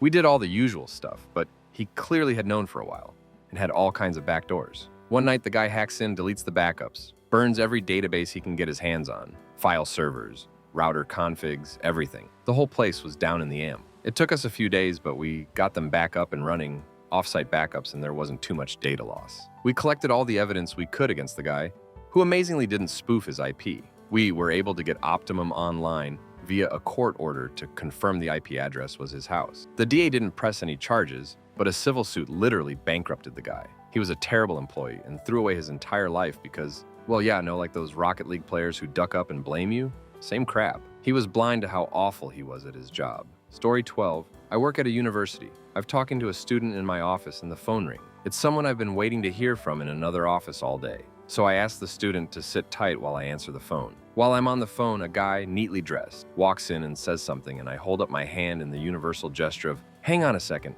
in the middle of something, and look back at my computer. Next thing I know, something is pressed into my hand, and I look over and it's a hermetically sealed sample bag with a test tube in it, full of some sort of clear liquid, and I pause and look at the guy and say, what is this? And he says, I found it outside on the sidewalk in front of the building. And he walks out of my office and out the suite door before I can process UTF just happened. I look at the mystery plastic baggie with its mystery test tube full of mystery clear liquid, then at the student. And it's a long moment before I realize I have no idea UTF I am holding. But This is definitely something my giant Karen boss would freak out about. So I tell the student to please leave and come back later. I gently put the bag in the corner of my office. Go find my boss. Tell her what just happened. She freaks out like the giant Karen. She is telling me I was an idiot for accepting the bag, not caring that I was in the middle of 3 things when it happened very quickly. Campus cops and hazmat comes to get the crap. It's a whole deal. I get no work done for the rest of the day, get interviewed by the cops about the guy's description, the bag gets removed, I get reamed some more, then I go home and find out the next day, nobody know crap. The cops and hazmat never called back to say what it was, and they never found the dude. Story 13. I used to work at a hotel in Portland, or a guest checked in, he seemed totally normal. Well, that night around midnight, a bunch of guests complained about a man knocking on all the doors on the 4th floor. Our night auditor went up to see what was going on. The man was standing there in only his boxers, staring at the door to one of the rooms. The auditor asked him if this was his room. He just stood there, staring at the door, with a bewildered look in his eyes, saying, "It's there. I mean, it's just there. Do you see it?" Over and over again. She went down to the lobby to get him a key to his room. When she went back upstairs, he was no longer there.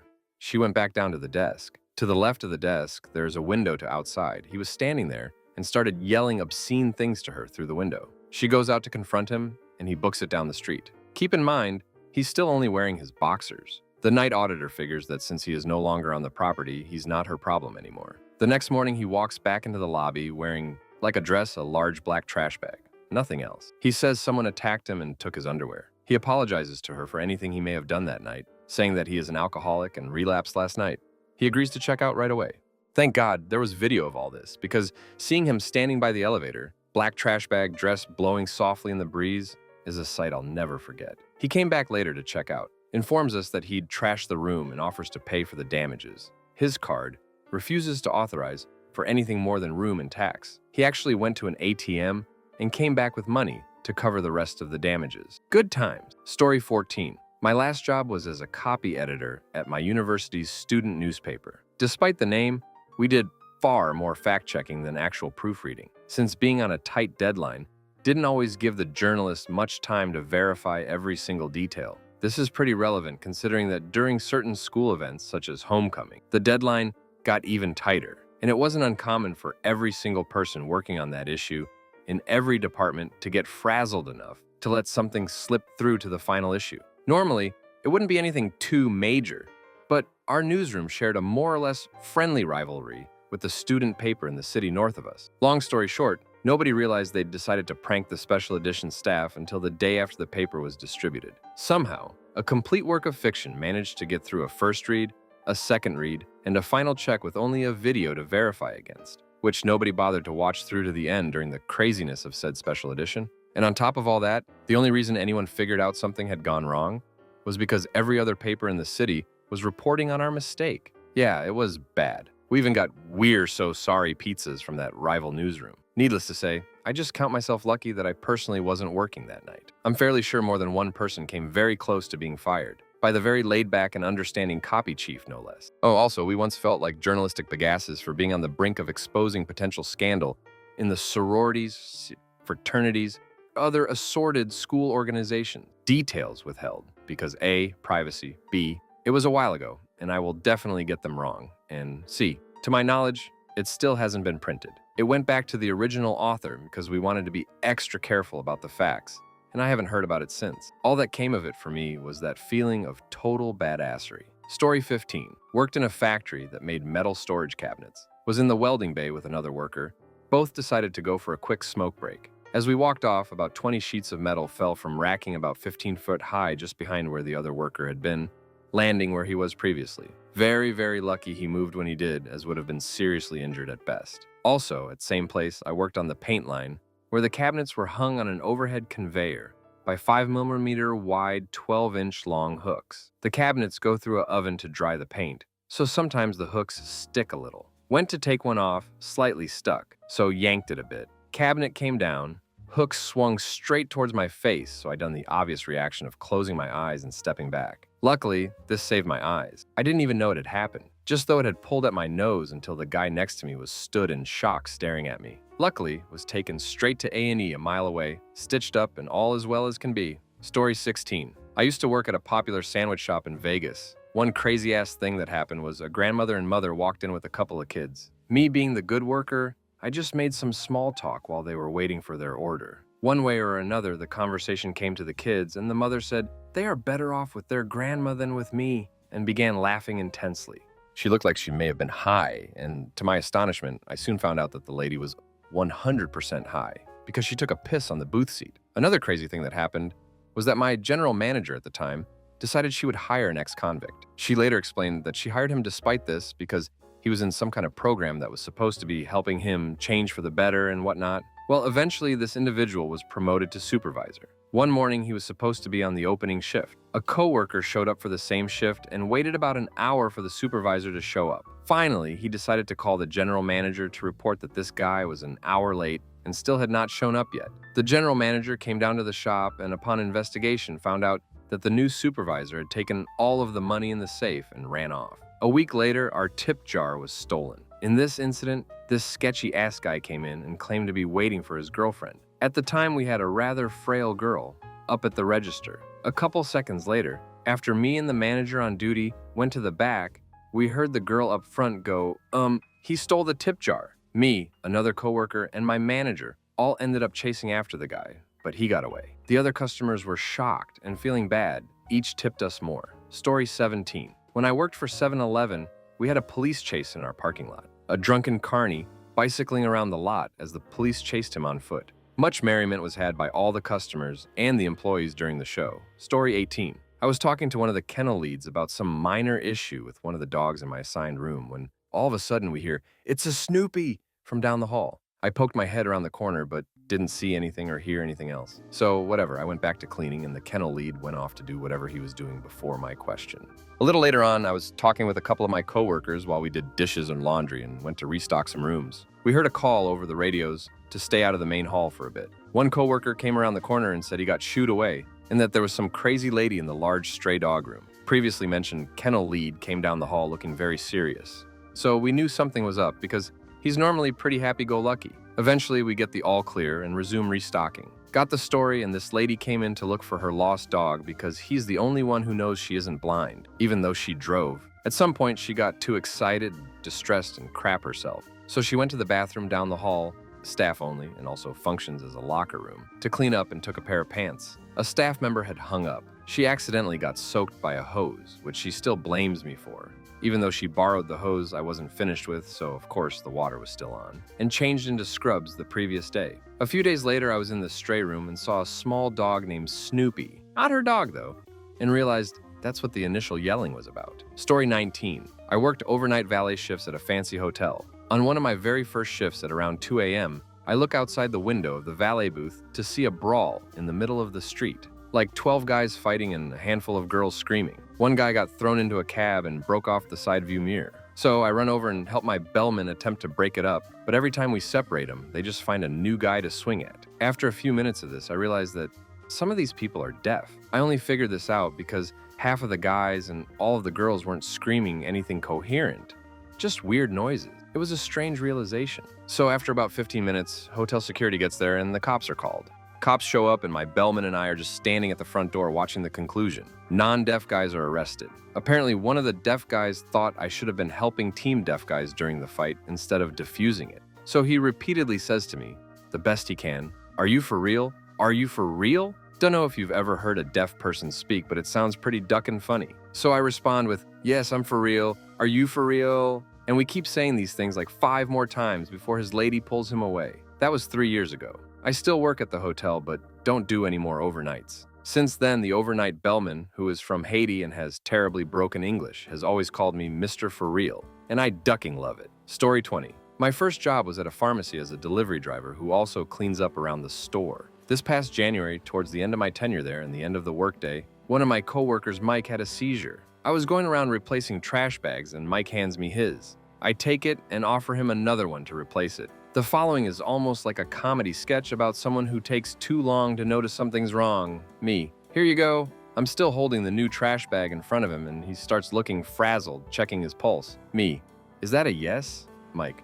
"Oh, crap." He starts looking up and to the left, twisting his head, resembling the motion of trying to bite your ear. I read this as, "He's looking up at that corner of the ceiling. Is there something interesting up there?" It wasn't until he dropped on the ducking ground and started convulsing that it hit me. Ah, Mike's having a seizure. I run over to the other side of store and holler over the counter, "I think Mike's having a seizure." We rush over to help him. He's convulsing, foaming at the mouth, and managed to knock a shelf clean off from the bookcase.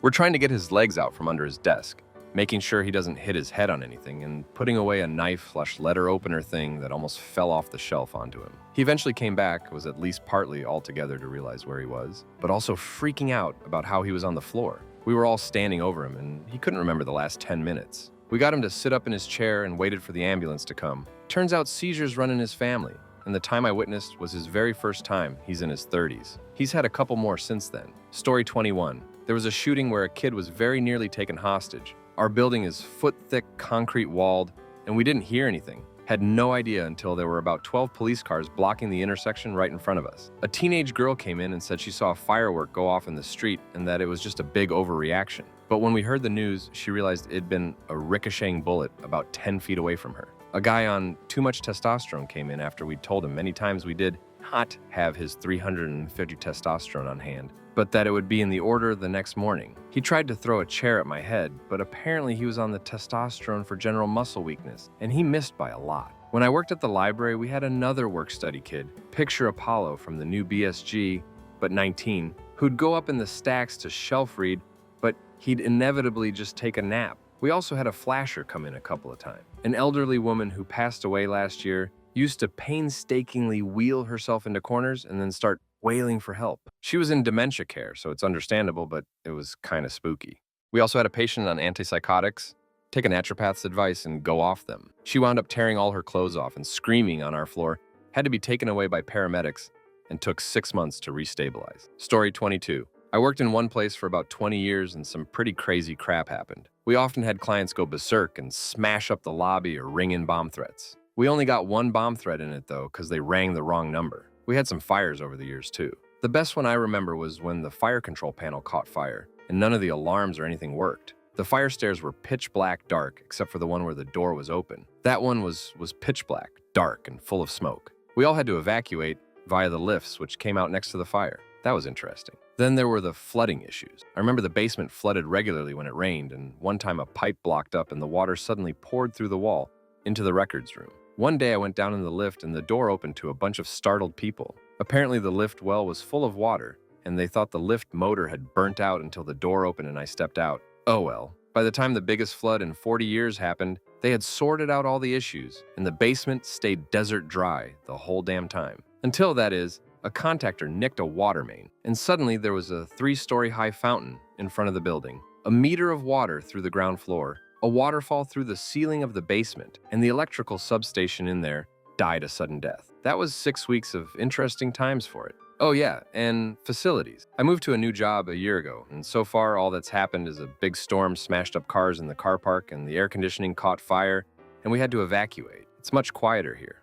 Story 23. I used to work in a doggy daycare, and there was one hellbeast whose owner spent enough money on daycare and threw big enough crap fits that she could demand anything and not get questioned on it. Her various demands led to a lot of dogs getting kicked out of daycare because her dog would try to attack them. And if her dog got kicked out, we had to call her, so she'd pick up her dog and then flip out at the retail staff. Little dogs getting bitten through the fence, dividing big and small dogs, since this dog liked to dive bomb the fence and bite fight whoever was close enough on the other side, and eventually keeping this dog on a leash in daycare to prevent it from biting little dogs the entire time the monster was there, all to avoid this woman's nagging and insisting her dog is perfect, despite the fact she religiously watched the webcams in daycare and would see her dog being a ducking Cujo. Finally, one day the dog gets taken out for grooming. There's a window between the grooming room and retail space to watch the dogs get groomed. The dog, while in its crate after being groomed, grabs a towel through the bars and starts shredding it. The owner busts past the employee's only door, bursts into the grooming room, and starts yelling at the groomers for letting her dog grab a towel. She opens the cage to let her very aggressive dog out, and the dog runs out into the hall between daycare and grooming, immediately diving into the trash can and devouring trash. The lady then starts screaming at the groomers to stop her dog from acting like a hellbeast. It took months of her dog nearly attacking other dogs and her huge meltdown, along with letting her clearly aggressive dog out with other little dogs, to get her banned from the store. Story 24. I worked at a rock climbing gym in Boston a few years ago. We had this super towny Southie dude Joe on staff, and he already had a reputation for light harassment and aggressive behavior. One night, the other marketing intern and I were sitting in this room that has glass walls, working on a proposal for an upcoming sale. It was like 9 at night or something, and not many people were in the gym, so it was pretty quiet. Suddenly, this one staff member everyone knew had a feud with Joe, bursts into the room, yelling at the top of his lungs about how he's going to get Joe fired. A second later, Joe slams into the room with these giant ducking bolt cutters that we used for cutting bike locks if someone ducked up. He starts waving them around, pointing them in the other dude's face, and backing him against the wall. The intern and I attempted to intervene, but got the bolt cutters turned on it. He blocked the door so none of us could leave. Luckily, someone noticed since they were damn glass walls. Instead of firing Joe like they so obviously should have, they let him come to work the next day. He proceeded to bring a chainsaw into the building, go behind one of the climbing walls, and started revving the ducking thing. In the middle of the day, when there were kids climbing on the other side, he said, he just wanted to scare them a little, bro, in his best Boston accent. Still took a week and another harassment complaint before he got fired. Story 25. I got a few. I moved to another state for a gas station, convenience store / liquor store opportunity and ended up in the ghetto. So far I've seen 1 SWAT appear out of nowhere to ambush a suspect. They were all around me and I had no idea. The closest was an undercover about 3-4 feet away from me. 2 4 gunmen rushed the store, take a hostage, and put a gun to his head, saying that they would kill him if we didn't open the door. They were inside the store, but employees are behind bullet-resistant windows. Didn't open crap, so they left empty-handed. Luckily, they didn't hurt the hostage. 3. A customer dropped money, another picked it up and wouldn't return it. Dispute turns physical, one pulls a gun, other starts running, fires at him, hitting him once. Those are the craziest, but I've had many more incidents. So many times I've thought to myself, WTF, why am I here? Story 26. I work in an underground coal mine. One afternoon, about 3 hours from the end of shift, we got a call that there was a severe roof fall and we needed to get to the tailgate, opposite side of main mine activity, to start assessing and remedying the situation. As per the laws, we had to have 2 forms of communication where we were, in case of a power failure or another fall. We had our main radios, much like the ones police officers carry, and the other form was a hardline squawk box, basically a mainline phone. The only way to get this phone box across is to throw it up and over the fallen debris. The shift foreman missed through and dragged the phone back several times. Then the phone got hung up in some of the rocks. This was a smaller, low-budget mine. That was the only box on property. As the lead man, I tied a rope to my belt and gave the guys instructions to pull me out if anything happened. As oxygen-deficient atmospheres are a prominent issue, I scampered, ran up the pile as fast as I could, and grabbed the box. As I was running back down, the earth came in. The guys with me said it was like a scene from a movie. As soon as my foot was lifted in a step, rocks landed where I was. That day I escaped about 5 Volkswagen Beetle-sized rocks by the skin of my teeth. The funny part is, all I ever want to do is mine coal. It's the greatest experience I have ever had at work. Story 27. So I worked for a landscape company the summer after AHS graduation and before my first year of college. For a majority of the workers at the company, they were very, very rough on the edges. Ex-con. Towards the end of the summer, a new member is placed into my team after being kicked off another. We will refer to him as Dopey. He regularly took substances on job. On the way to a job site, he'd be blacking out while on the phone with a buddy of his. Another is he asked if he could borrow $100. I said no because I was saving up to pay for college. Now for the story. While working, he runs up to our group leader and is talking gibberish about losing custody of his kids, and he has to get somewhere soon. Boss man said, "Whatever, just get the duck out of my face." Dopey left and came back at least 2 hours later, tripping balls like I've never seen before. Couldn't finish a sentence, let alone a word. Asked me where boss man was. I said right over there, probably 3 feet from me. Dopey said he swerved to miss a deer while he was driving and slammed into guardrail. Complete bullcrap, and we knew he must have passed out behind the wheel. Fast forward 2 days and Dopey asked to get dropped off a gas station on our way back from the job. Boss man tells him to grab all of his crap because he ain't coming back. Dopey gets fired on the spot. Too many stories from that summer. Story 28. I was a cashier at the time, and being after school hours, it was busy with children and families alike. I was serving this one woman who was stern and demanded that everything be bagged separately, and if anything touched the floor, she would refund it. She bought a full cart of stuff, and when I put bagged products on the floor because the table was getting too full, she flipped crap at me. She demanded everything be double bagged, regardless of whether it was heavy or not. I did what she said, and up until then, she was just complaining about how slow I was going. Again, trying to bag a cart goal of stuff into bags and separating them so food and other things go separately and double bagging. I finally finish and she pays, and just as I'm handing her all of her bags, She notices dust at the bottom of all the bags and demands that I re-bag everything or she won't take them. A mother of 2 small children behind her starts complaining about her holding up the line, and the lady starts flipping crap. The manager finally stood in after seeing the commotion and kicks the other lady out. This all happened with loss prevention agents watching in front row, and they proceeded to laugh at me for not knowing what to do. Story 29. Not workplace crazy, but super crazy to me while I was at work. I work at a doctor's office as a medical assistant. Besides helping with procedures, I also do administration work, such as answering phone. I was answering phones one day when a woman called who wanted to set up a procedure. Conversation goes as me, doctor's office patient. I'd like to schedule a colonoscopy. Sure, what's the reason, patient? I don't want to say, please just set me up. Say, I can't do that. I need to know why. 5 minutes later of arguing, patient, fine. I need to leave the room I'm in so my husband doesn't hear me. At this point, I have a small group of coworkers watching me because I started getting upset at this hard-ass patient, me. So why are we scheduling? Patient,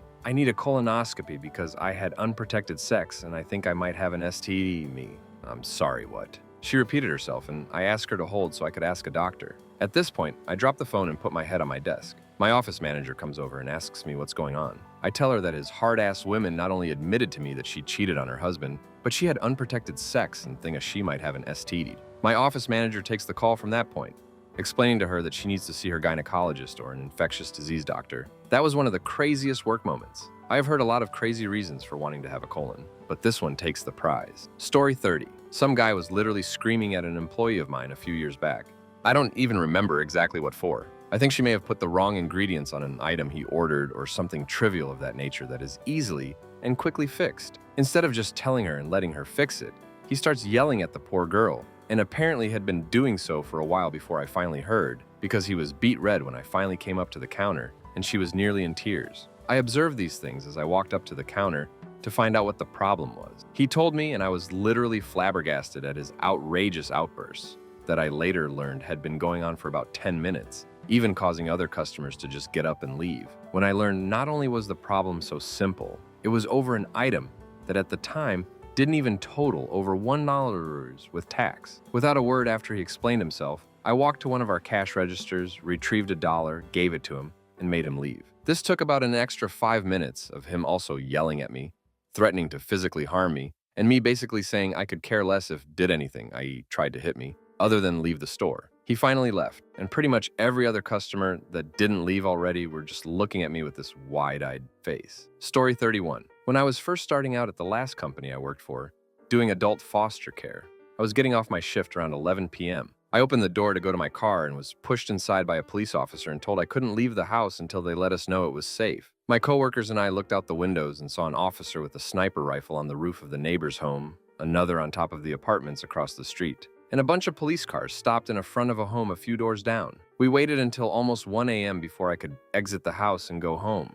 I think whoever lived there was either making substances or selling them, and at this point was likely armed and not alone. An uneducated assumption made from the amount of cars and the 2 guys on the roofs. I didn't hear gunshots or really see anything after the initial check around the windows when I was pushed back inside. Bad neighborhood. There was also an escort ring in 4 apartments, in the apartments the snipers were on at one point. That was broken up by police. There was a guy who sold substances, but that stopped when it legalized in the state. And the neighbor's house used to be a Met house. Production, sales, addict, hanging out there and sketchy people around all the time. That was raised one morning and out to an end as well. I heard there were over 10 arrests from a coworker, but that's hearsay. And someone stole a specialized modified handicap bicycle from the garage. That made me mad as story 32. I work in veterinary medicine. I saw a customer lost part of his hand. His dog hit him. He was screaming his head off, and his dog pooped, then peed on the poop. I felt it was a good time to call 911, so I did. Story 33. Probably the entire career of a former colleague of a former job. Quite why we employed her in the first place is beyond me. What's more baffling is how long it took to fire her. She was possibly the most antagonistic and confrontational individual I had ever met. She was horrible, and horrible to everyone, regardless of how they treated her. She would argue with staff from all levels, from management to cleaner, on a daily basis. If she felt you owed her something, be it information, representation in a hearing, whatever, as she would bombard you with messages on every medium she had your details for, regardless of the time of day or where you were in the world. On one occasion, she was kicked out of her home, so she simply moved into the building instead.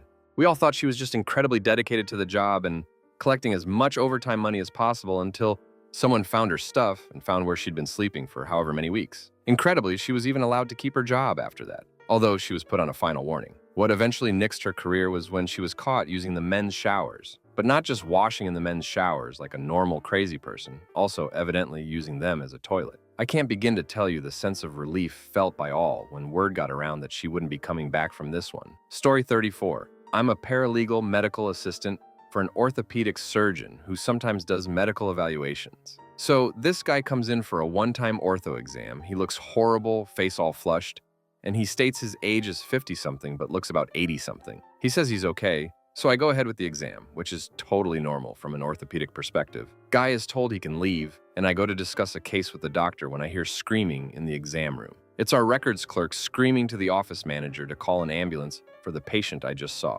Crap show ensues. We have a new phone system, and they can't dial out to get 911. The patient pukes and faints. I grab the doctor, who stands there in shock, while the office manager, former ER nurse, and records clerk, former PA, are trying to call an ambulance. So I, former cop, literally the least medical training in the room, start CPR, while the doctor essentially watches and critiques my technique. Our patient straight up died right there. Boom, done. We ran through his medical records and found a history of heart issues as well as respiratory issues. It was so completely out of the blue and unexpected. Our patients don't die. The worst part is that this was months ago and there's still a big blood stain from him on the carpet in our hall.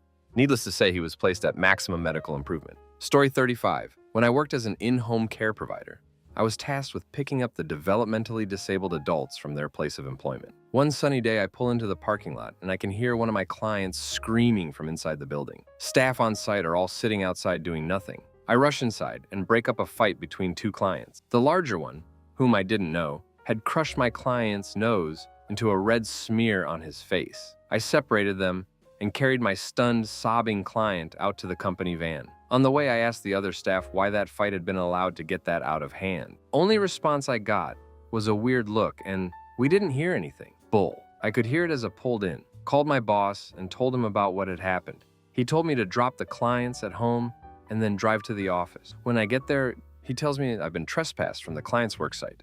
They put office phones in boxes, BW. I'm trespassed for getting my client out of danger, a danger they were aware of and allowed, and I get into trouble for it? That's screwed up. Boss isn't helpful in dealing with this, as he steals money from the clients and doesn't want the scrutiny an inquiry would bring. I couldn't keep working in good conscience for a crap bag like him. Theft, massively unsafe conditions, and zero accountability. Story 36. I worked at a restaurant for about 2 years, and within the first 4 months, our general manager and one assistant manager were transferred to a new store. The remaining assistant manager was promoted, and a new assistant manager was brought in. Things went on as normal up until last summer, when a bunch of us employees had separate issues with the new assistant manager. She was always very rude and offensive, and several people left the company because of it. The general manager didn't seem to care about her attitude. We, the employees, were not happy with management. Then, one day, when I was scheduled to open the restaurant with the general manager, I saw that the assistant manager that got transferred was there. I asked where the GM was. All she said was, "I'm the general manager now." Turns out, in the one day I was away, corporate discovered that a few $1,000s were missing from our store and realized it had to be either the GM or the assistant manager that took it. Well, they sent a guy down to the store early in the day to find out who it was. The guy walked in and found out that not only did they take the money, but they were also drinking and snorting cake on the job. They were fired on the spot. None of us employees had a clue. Like, I know there are some crazy days, but this takes the cake for me.